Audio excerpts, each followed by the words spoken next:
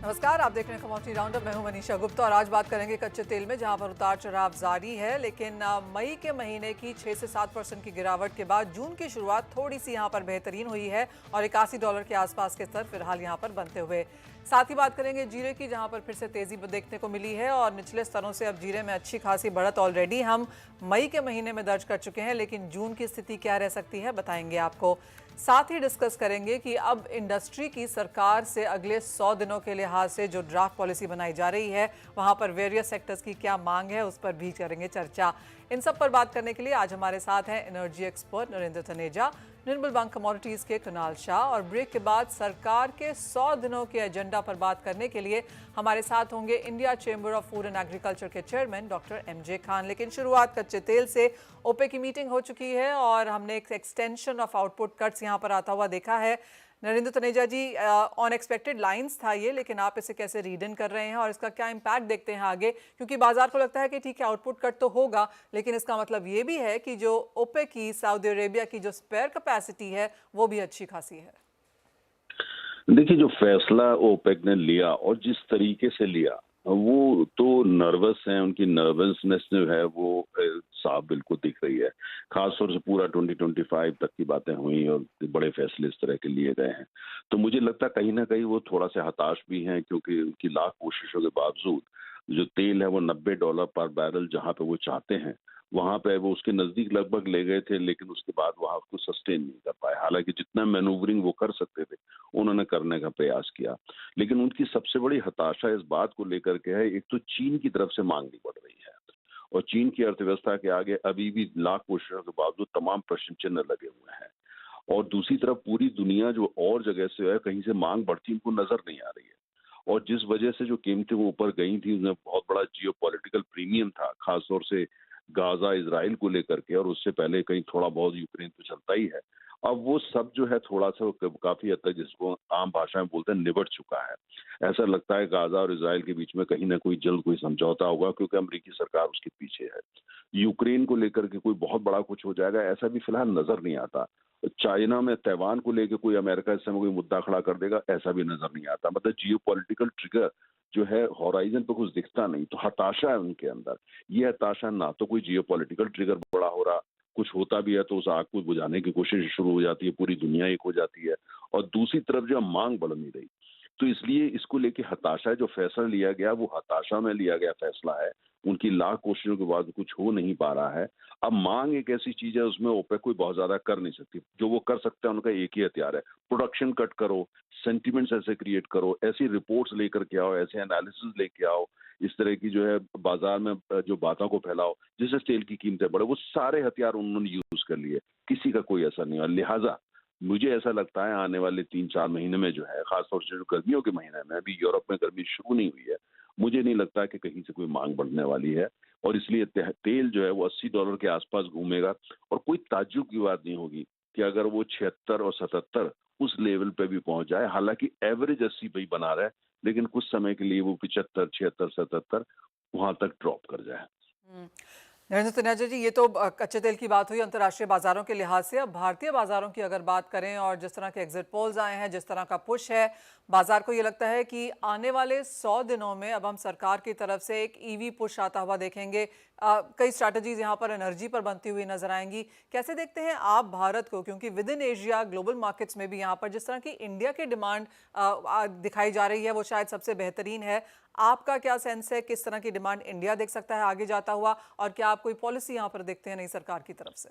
देखिए, अगर जो है यही सरकार वापस आ जाती है और उसको एक अच्छा बहुमत मिल जाता है, इसका मतलब ये हुआ कि वो सेक्टर जो आज भारतीय अर्थव्यवस्था का सबसे अहम सेक्टर और हमेशा ही रहा है, वहाँ रिफॉर्म्स की जरूरत है। मैं बात कर रहा हूँ ऑयल एंड गैस सेक्टर में। ऑयल एंड गैस सेक्टर अभी भी काफी हद तक सरकारी है और वो काफी हद तक थोड़ा ओल्ड फैशन है, वहाँ रिफॉर्म्स की जरूरत है। अगर बहुमत अच्छा मिलता है तो मुझे लगता है, जैसे भारत बीपीसीएल है, भारत पेट्रोलियम है, हिंदुस्तान पेट्रोलियम है, ये सरकार प्राइवेटाइजेशन की दिशा में बढ़ेगी। कैलेंडर बना के, टाइम शेड्यूल बना के इनको प्राइवेटाइज करेगी।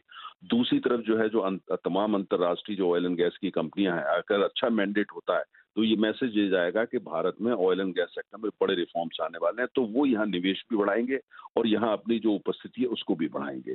तो उस लिहाज से तो अच्छा है। लेकिन जहां तक ईवीज की आपने बात करी, देखिए ईवी के लिए इलेक्ट्रिसिटी चाहिए। अब बिजली जो है भारत में ज्यादातर बिजली अभी भी कोयले से ही आ रही है। ये सोलर से आ भी रही है, वो ग्रिड में जा रही है, लेकिन वो अभी इतना बड़ा उसका हिस्सा नहीं है। अगर आप ईवी और खास खाली बिजली से ईवी नहीं होगा, उसके लिए पूरा हर जगह आपको इंफ्रास्ट्रक्चर खड़ा करना पड़ेगा। उसके अलावा उसको राज्य सरकारों को भी तमाम इंसेंटिव देने पड़ेंगे। ईवी भारत में आएगा और बड़े स्तर पे आएगा, लेकिन वो एक लंबी यात्रा है। अभी तो आप ये देखिए, दिल्ली अकेले के अंदर रोजाना 1000-1200 गाड़ियां जो रजिस्टर्ड होती हैं वो पेट्रोल डीजल की होती हैं, और ये सिलसिला अभी चालू रहेगा। ईवीज आएंगी धीरे धीरे, लेकिन उसमें समय लगने वाला है। तो लिहाजा फिलहाल जो है, मुझे लगता है ये जो कन्वेंशनल एनर्जी है, जिसको कोयला बोलते हैं, तेल बोलते हैं, गैस बोलते हैं, न्यूक्लियर पावर बोलते हैं, अभी इन्हीं का सिलसिला रहने वाला है। और भारत में आने वाले समय में पेट्रोल, डीजल, टरबाइन फ्यूल, इनकी डिमांड बढ़ेगी। और भारत में जो कुल मिलाकर के अभी आज हम 5.4 मिलियन बैरल्स प्रतिदिन कंज्यूम करते हैं, वो दिन दूर नहीं है जब हमारा कंजम्पशन जो है वो 6 मिलियन बैरल्स हो जाएगा। अर्थात भारत के आयात तेल के बढ़ेंगे, भारत में पेट्रोल, डीजल, टरबाइन फ्यूल, इन सब की खपत बढ़ेगी। और भारतीय अर्थव्यवस्था को अगर और आगे बढ़ना है, जो 9% और 10% जीडीपी पे जाना है, जो संभव हो पाएगा अगर मैंडेट स्ट्रांग मिल जाता है, उसके लिए आपको और कोयला चाहिए होगा, और तेल चाहिए होगा, और गैस चाहिए होगा, और साथ साथ और वैकल्पिक ऊर्जा भी चाहिए होगी। लेकिन उसका नाम ही वैकल्पिक है, वो साथ साथ बढ़ेंगे। लेकिन तुरंत प्रगति के लिए आज आपको कन्वेंशनल एनर्जी वो उतनी मात्रा में नहीं, बल्कि उससे ज्यादा चाहिए होगी, अगर आपको 10% या 9% जीडीपी ग्रोथ को लेके जाना है। Fair point that. Mister Taneja, बहुत शुक्रिया साथ जुड़ने के लिए। तो थैंक क्लियरली यू। जहां तक भारत की बात है, यहाँ पर मांग बढ़ने की एक्सपेक्टेशन है, और जैसे कहा गया कि अब से 24 घंटे में हम देखेंगे कि किस तरह का बहुमत निकल के आता है। और अगर स्ट्रॉन्गर नंबर्स मिलते हैं और नई सरकार ऐसे शामिल होती है, बनती है, तो क्लियरली ऑयल एंड गैस भी एक ऐसा सेक्टर है जहां पर काफ़ी सारे रिफॉर्म्स हम आता हुआ देख पाएंगे। तो ये एक और सेक्टर जिसकी नज़र यहाँ पर एब्सोल्युटली कल की यहाँ पर वोटिंग नंबर्स पर है। लेकिन कुणाल, आप कैसे देखते हैं क्रूड ऑयल प्राइसेस को? क्योंकि अच्छी खासे वॉलेटाइल मूव्स हैं, मई का महीना इन द नेगेटिव गया है, क्या जून उस तरफ जाएगा? आई थिंक मुझे कच्चे तेल में और गिरावट नजर आ रही है। तीन रीजन। एक, सबसे पहले मोस्ट इम्पोर्टेंट, ओपेक प्लस का जो कंप्लायंस है वो मुझे आने वाले दिनों में कमजोर होता हुआ लग रहा है। So more and more oil producers will try to produce as much as oil if they want their economies to run. Specially जो मिडिल ईस्ट में क्राइसिस चल रही है उसको देखते हुए कंप्लायंस सप्लाई साइड में कोई प्रॉब्लम नहीं लग रही है, सप्लाई बढ़ रही है। और सामने इंक्रीमेंटल डिमांड आप देखेंगे तो उसमें कोई बड़ा इजाफा नहीं आया है। जैसे तनेजा जी ने कहा, इंडिया है या सर्टेन पॉकेट्स है ऐसे वर्ल्ड में जहाँ पे ऑयल की डिमांड आने वाले महीनों सालों में बढ़ने ही वाली है। बट सप्लाई मुझे लग रहा है और बढ़ेगी। US is also pushing towards, US oil production is at record high, और भी प्रयास किए जा रहे हैं कि वहाँ पे ऑयल ऑयल का प्रोडक्शन और बढ़े। सो ऐसे हालत में ऑयल मुझे लग रहा है कमजोर होगा आने वाले दिनों में। ब्रेंट मेरी राय में 75, WTI $70 की ओर जा रहा है तेजी से। सो 70-72 पे WTI सेटल होना चाहिए और ब्रेंट $75 के रेट। सो मुझे क्लियर कट यहाँ से है, जो हम सवेरे से गुड न्यूज़ पे गुड न्यूज़ सुन रहे हैं, उसके बाद और एक गुड न्यूज़ मैं शेयर करूंगा कि ऑयल के प्राइजेस यहाँ से कंजर्वेटिवली 7 to 8% ये जून महीने में नीचे आने चाहिए। ऑलराइट, तो ये एब्सोल्युटली गुड न्यूज़ है, क्योंकि इंडिया अपना ऑलमोस्ट 80% ऑफ जो रिक्वायरमेंट है वो कच्चा तेल इंपोर्ट करता है, और एक गिरावट हमने मई के महीने में आते हुए देखी, और जून के महीने में ये और भी नीचे प्राइसेस आ सकते हैं, ये कुणाल कह रहे हैं। कुणाल, साथ ही साथ अगर मेटल्स की बात की जाए तो मई का महीना यहाँ पर पॉजिटिव रहा। ऑफकोर्स मल्टी ईयर हाइज और ऑल टाइम हाइज से कुछ गिरावट हमने, और वो मच नीडेड प्रॉफिट टेकिंग शायद आते हुए देखी। लेकिन अब इस महीने के लिए और नियर टर्म के लिए क्या रहा है? आई थिंक मुझे और थोड़ा कंसोलिडेशन टू डाउन लग रहा है शॉर्ट टर्म में, क्योंकि मार्केट को ऊपर जाने के लिए जो रेट कट का जो ट्रिगर पॉइंट था वो फिलहाल मार्केट में मिसिंग है। सो सब फेड मेंबर्स के स्टेटमेंट आ रहे हैं, वो थोड़े हॉकिश आ रहे हैं। सो ये थोड़ा बहुत करेक्शन आपको देखने मिलेगा। Copper till 855, 850, zinc till 250, 248। सो ये सब लेवल्स मुझे शॉर्ट टर्म में आते हुए नजर आ रहे हैं। Profit taking after a humongous rally is going on in metals. But जैसे रेट कट का नैरेटिव फिर से प्ले होने लगेगा तो तेजी हो जाएगा। सो शॉर्ट टर्म में थोड़ा दबाव बनता हुआ नजर आ रहा है। बट ओवरऑल ध्यान बहुत बड़ी मंदी का नहीं है। धीरे धीरे जैसे रेट कट का नैरेटिव प्ले होने लगेगा, मेटल में तेजी से रिकवरी आ जाएगी। सो ये हफ्ते के लिए सेलिंग ही रिकमेंडेड है। ओके। और साथ ही सोने और चांदी में क्या करने की राय है, क्योंकि कुछ मुनाफा वसूली यहाँ पर अब भी जारी है। जिस तरह का डिक्लाइन हमने थर्सडे फ्राइडे में आता हुआ देखा, कोई बहुत बड़ी अपॉर्चुनिटी बाइंग मंडे को यहाँ पर दिखी नहीं। आई थिंक अभी भी मुझे गोल्ड और सिल्वर में, मैंने लास्ट वीक भी आपको कहा था, मुझे कोई यहाँ से नियर टर्म में तेजी नजर नहीं आ रही है। सब लोग $2400 में $3000 की बातें कर रहे हैं। यहाँ से ये और घटना है। 2320, 2280 ऐसा गोल्ड आना चाहिए। और 2280 के बाद हम रिव्यू करेंगे। बट मेरी राय में तेजी नहीं नजर आ रही है। दोनों में प्रॉफिट टेकिंग, सिल्वर अराउंड $29, $28-80 तक आ सकती है। जहां तक गोल्ड की बात है 2280। सो एमसीएक्स पॉइंट ऑफ व्यू से आप देखेंगे तो silver should come around 88,000, gold should come around somewhere eight 70,300 to 400। सो नीचे लग रहा है मुझे। कुणाल, साथ ही अगर आपसे भी यही पूछने की कोशिश करेंगे कि अब अक्सर नई सरकार अगर 100 दिन का जो ये एजेंडा की हम ऑलरेडी बात कर रहे हैं, काफ़ी सारे सेक्टर्स से, इंडस्ट्रीज से क्या रिफॉर्म्स वो चाहते हैं वो मंगवाया जा रहा है सरकार की तरफ से। अगर एज अ कमोडिटी एक्सपर्ट अगर आप यहाँ पर कुछ सरकार की नज़र चाहें, इम्पैक्ट चाहें, तो वो क्या होगा?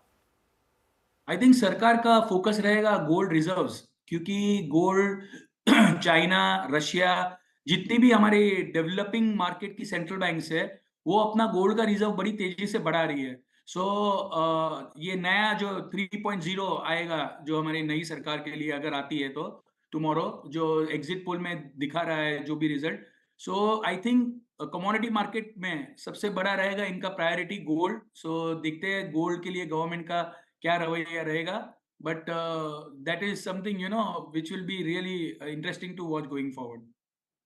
ऑल राइट, तो गोल्ड रिजर्व्स को लेकर सरकार यहाँ पर क्या करती है अगले 100 दिन में, ये देखना यहाँ पर काफ़ी इंटरेस्टिंग रहेगा। और वहाँ पर कुछ नए नॉर्म्स या कुछ इंटरेस्टिंग निकल के आ सकता है। बहुत शुक्रिया कुणाल, साथ जुड़ने के लिए और वो तमाम स्ट्रैटेजीज तो देने के लिए ही, और साथ ही सरकार से क्या एक्सपेक्ट किया जा सकता है अगले 100 दिनों में, उस पर भी बताने के लिए।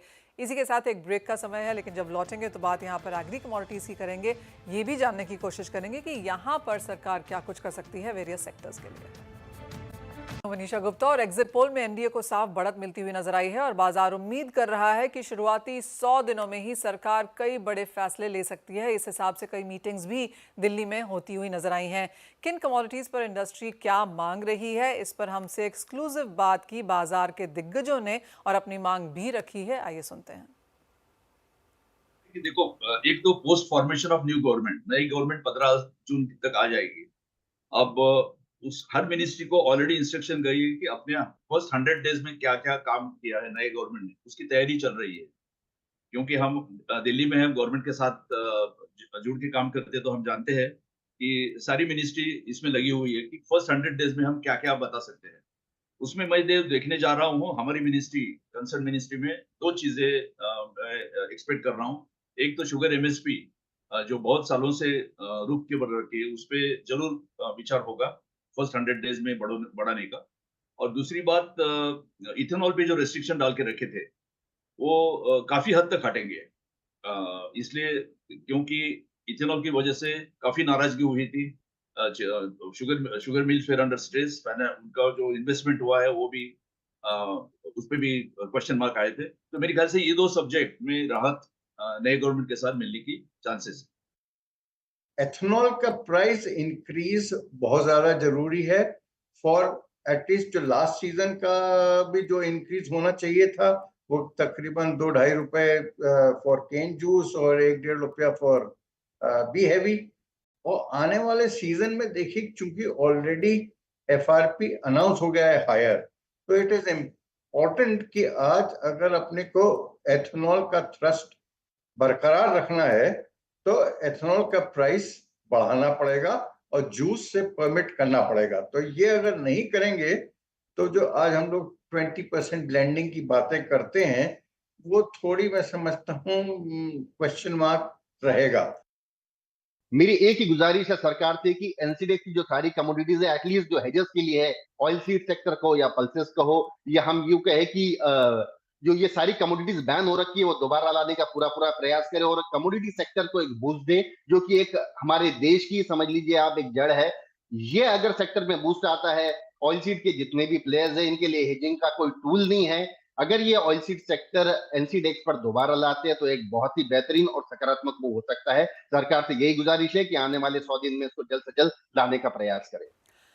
ऑलराइट, ये तो ऑफ कोर्स वो एक्सपर्ट्स हैं जिनसे हम ऑलरेडी बात कर चुके हैं, लेकिन हमारे साथ अब यहाँ पर डॉक्टर एमजे खान हैं जो चेयरमैन है आईसीएफए के। डॉक्टर खान नमस्कार, शुक्रिया साथ जुड़ने के लिए। तो एज ऑफ नाउ अब तक हमने शुगर सेक्टर से बात करी है, कमोडिटी पार्टिसिपेंट से बात करी है, और अगले 100-125 दिनों में यहाँ पर क्या एजेंडा सरकार तय कर सकती है और क्या विश लिस्ट है वो भी यहाँ पर इंडस्ट्री देख रही है। लेकिन अब क्योंकि स्पेशली यहाँ पर काफ़ी सारे कर्ब्स हैं विद इन कमोडिटीज़ में, चाहे वो एक्सपोर्ट है, इम्पोर्ट खोले हुए हैं, तो अगर हम सबसे पहले यहाँ पर इन्हीं चीज़ों की बात करें, आपको क्या लगता है सरकार का ध्यान किस तरफ, कौन सी एसेंशियल कमोडिटी पर होगा? मुझे लगता है सरकार पूरी मजबूती से आ रही है और इसलिए आगे की पॉलिसीज और प्लानिंग भी बहुत स्टेबल होनी चाहिए। एक्सपोर्ट जिस पे अभी बाकी एक्सपर्ट्स चर्चा कर रहे थे, मुझे लगता है ये बड़ा जेन्युइन बात है और ये अंडरस्टैंडिंग अब आ रही है कि जो नी जर्क रिएक्शन से एक्सपोर्ट बैन करने का जो लॉन्ग टर्म नेगेटिव इफेक्ट है इकोनॉमी पे, उससे मुझे लगता है बचने की जरूरत रहेगी। तो अभी ज्यादा स्टेबल पॉलिसी होंगी, ज्यादा ग्लोबल मार्केट आउटलुक के हिसाब से डिफाइन होगी, और साथ ही साथ लोकल जो डोमेस्टिक का प्राइस फ्लक्चुएशन हो रहा है वो एक कंसर्न है। तो उस पे एक जल्दी ही कोई ना कोई एक बड़ी डिसीजन आ सकता है कि अगर जरूरत पड़ेगी कंट्री को तो इंपोर्ट करेंगे दुनिया से, जहां से भी जरूरत पड़ेगी तो हम लोग एक्सपोर्ट मार्केट की कंसिस्टेंसी को मेंटेन करने के लिए, और ये जो डेफिसिट एंड डोमेस्टिक प्रोडक्शन के बीच का बैलेंस चल रहा है, इंपोर्ट से मीट आउट कर रहे हैं, मुझे लगता है इस पे। लेकिन topping it all will be agriculture agenda जो किसान सेंट्रिक होगा, और उसमें सबसे ज्यादा जो 5 एरियाज हैं जिस पे काम करने की जरूरत रहेगी। एक तो है आपका sustainability of agriculture production system, दूसरा है टेक्नोलॉजी का इन्फ्यूजन जिसमें डिजिटल टेक्नोलॉजीज का एक बड़ा रोल होने जा रहा है, और तीसरा infrastructure development, post harvest infrastructure, जो वैल्यू एडिशन, जो प्रोसेसिंग जो कम रही है, और हम लोग लार्जली रॉ मटेरियल जैसा कमोडिटी एक्सपोर्ट में इंगेज रहे हैं, तो वैल्यू एडेड प्रोडक्ट का एक्सपोर्ट कैसे बढ़े, प्रोसेसिंग कैसे बढ़े, और चौथा है ग्लोबल पोजिशनिंग इंडिया के फूड एंड एग्रीकल्चर सेक्टर की, सो दैट नई मार्केट्स कैसे ओपन हो। एपीडा भी उसमें बहुत एक्टिव है। And lastly public private partnership in agriculture development. ये 4-5 एरियाज हैं जो इंपॉर्टेंट है। और अगर सस्टेनेबल एग्रीकल्चर की बात करें तो वाटर मैनेजमेंट बड़ा इंपॉर्टेंट है, climate resilient agriculture system important है, मिलेट्स का एरिया बढ़ाना, एक्सपोर्ट बढ़ाना, ये इंपॉर्टेंट है। तो मुझे लगता है कि एक कॉम्प्रिहेंसिव स्ट्रैटेजी की जरूरत पड़ेगी। 1 to make agriculture more sustainable, and 2 markets थोड़ा ज्यादा मैच्योर, थोड़ा स्टैंडर्डाइज हो, थोड़ा एक लॉन्ग टर्म प्लानिंग के हिसाब से, एंड नी जर्क रिएक्शन से बचने की जरूरत है। और तीसरा global positioning of Indian agriculture, उसमें एक्सपोर्ट भी बढ़ाना है और एक एंगेजमेंट वर्ल्ड मार्केट के साथ में ज्यादा हेल्दी, ज्यादा स्टेबल तरीके से रखने की जरूरत है। तो आपने काफ़ी ब्रॉडली यहाँ पर बताया है कि क्या 3-4 यहाँ पर इंपॉर्टेंट पॉइंट्स हैं जिन पर सरकार की नज़र यहाँ पर रह सकती है।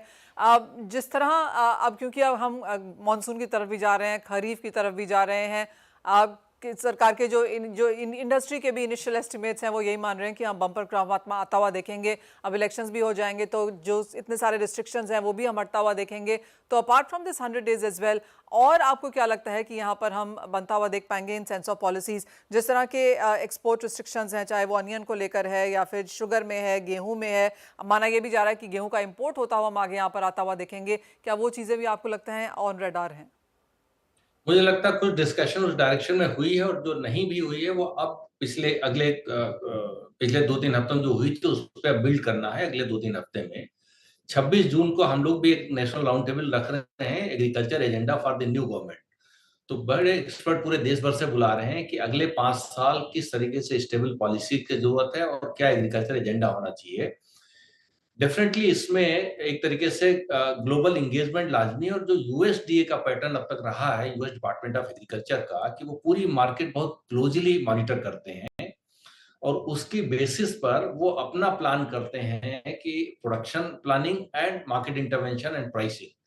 तो मुझे लगता है इंडियन गवर्नमेंट को भी, और वो यूएसडीए का पूरे डॉक्यूमेंट स्टडी हो गए हैं, मुझे लगता है वो एक डायरेक्शन में जाने की जरूरत रहेगी जिसमें हम लोग एक तरीके से ग्लोबल फूड एंड कमोडिटी का मॉनिटरिंग सेंटर यहाँ पे बहुत वाइब्रेंट एंड बड़ा वेल फंक्शनिंग रखना है कि जो ट्रेंड्स वर्ल्ड वाइड चल रही हैं, चाहे वो प्रोडक्शन का आउटलुक हो, चाहे प्राइसेस का हो, या मार्केट की जो डायनेमिक्स हैं उसको स्टडी करना और बेस्ड ऑन दैट अपने स्टेट गवर्नमेंट्स को एडवाइस करना, based on that national government की पॉलिसी डिफाइन करना, बेस्ड ऑन दैट एक्सपोर्ट की प्लानिंग करना, सो दैट एक जो सडन डेवलपमेंट ऐसे हो जाते हैं जिसमें नीजर रिएक्शन लेना पड़ता है, जिससे एक्सपोर्ट अफेक्टेड होते हैं, जिससे ट्रेड अफेक्टेड होता है, तो ट्रेड डिस्टॉर्टिंग मेजर से बचने की जरूरत पड़ेगी। और जो इंटरवेंशन सरकारी इंस्टीट्यूशंस करते रहे, नफेड वगैरह, और मुझे लगता है उनको और एक एग्रेसिव रोल में आना पड़ेगा। और जो नेशनल कोऑपरेटिव एक्सपोर्ट लिमिटेड बना है, जो कोऑपरेटिव सेक्टर से एक्सपोर्ट बढ़ाएगा, और बड़ा ब्रॉड बेस्ड तरीके से शुरुआत हो गई थी,